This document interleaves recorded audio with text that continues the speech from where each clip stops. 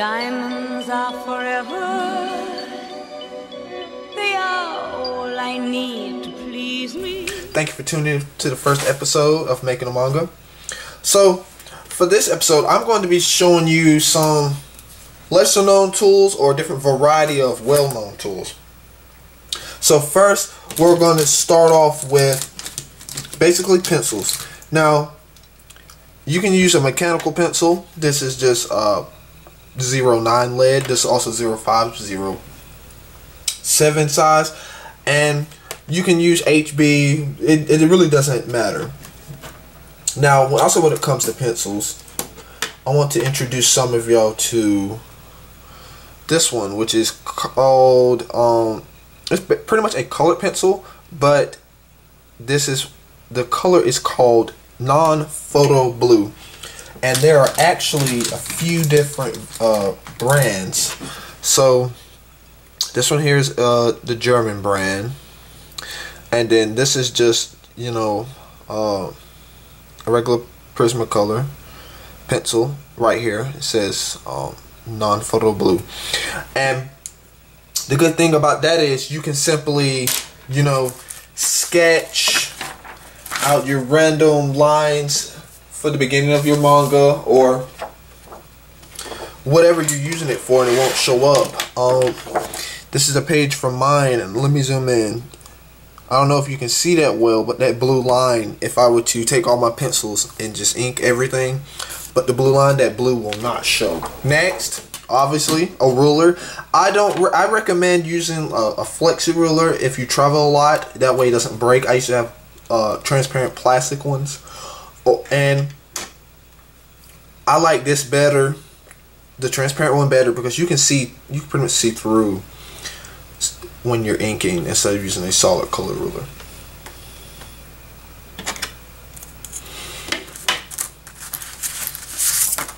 Okay, templates.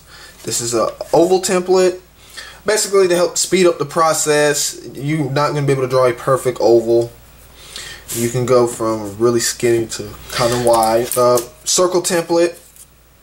Some of y'all might have seen me use this on some of my videos. You cannot draw a perfect circle, and for shoujo magazines where, you know, you have the circles with the little dots around to make circles, this is perfect for that. This one is hard to find, but I actually found a square template. Check the drafting section for these. They're mostly for architects, but when you're drawing a building, you need square buildings. There's no point in having to draw the same square over. Just trace it to save yourself some time. G or a Maru Pen. Now, a lot of people like to use these. I use them for practice sketches. I actually really like how you can just keep going, and sometimes you have to keep dipping. And normally they'll come with regular black ink, but they also come with a white ink right here. You don't have to necessarily use this brand. I just wanted to try it out, and I got it really cheap offline. Micron Pens. These are more prevalent in the western half of the world. They're just as good as G pens. To compare them with G pens, you have to change the size of them, and these you just switch pens. But these are not refillable, but they do last a long time. Like, this is one size, this is 0.05, and this is the same length as most professional manga could use. I went and looked that up, and this is 0.8.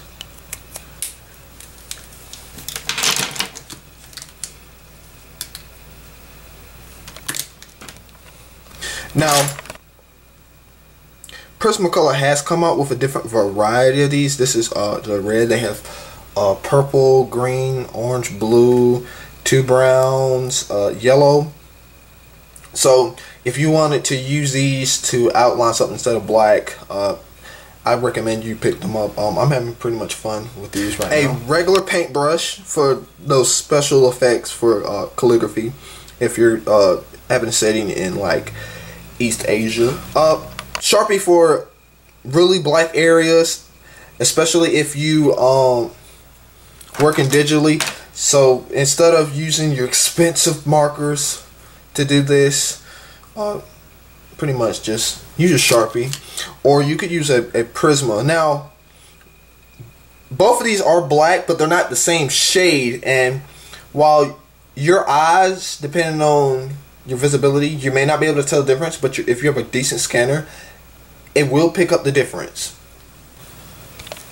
Now this right here is a mechanical pencil, but that's not the special part about it. It's actually this lead, and it looks normal, but this lead actually, it's very fragile. It actually writes blue.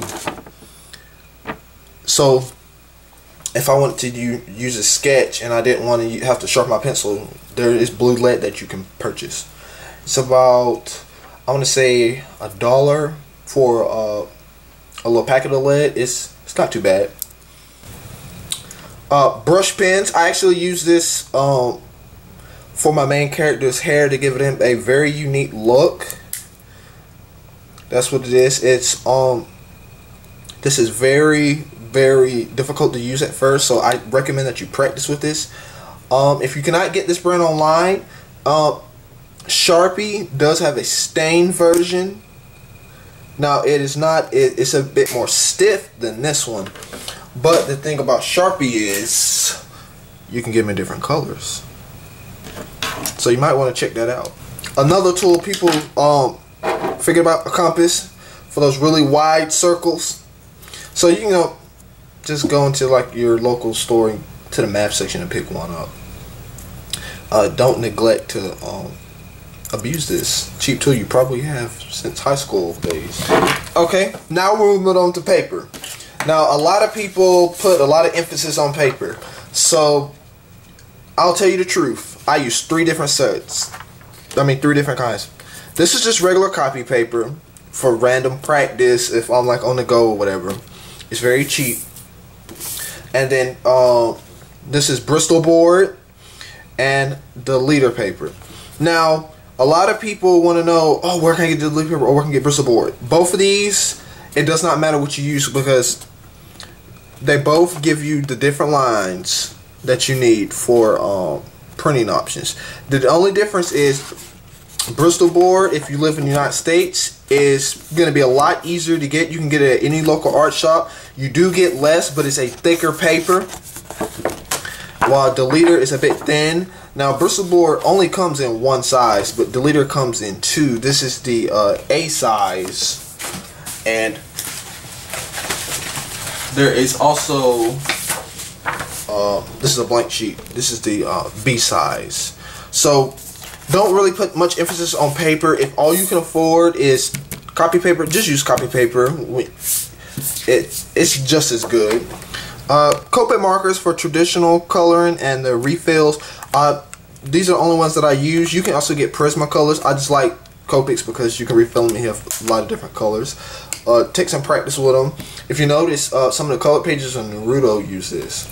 And the last tool that most people don't use, these are called, I can't remember the name, but these are mail carriers packages. So they're great for transferring your art because they have the little bubbles on the inside, and you can close them up. That's why I had to close mine up, and it kept all my art dry, and I just ripped it back open for storage use. They come in a variety of sizes. You can pick them up at Walmart. So if you're going to a convention and you need a great place to put your pages or whatever, these run you from maybe like 80 cents to $1 depending on what state you live in. They're really good. And erasers. Now I swear by this brand because growing up I could not find a pencil with a great eraser, and when I discovered these, like those pink ones, it doesn't leave a mark. You don't have to worry about rubbing off the black off of it, and they're about $1.99 for this size. They also come in little squares, about 60 Ds for like $3. So this size doesn't matter once you start erasing, but you really need to find an eraser that does not ruin your artwork at all, and this really does not rub off the ink that well.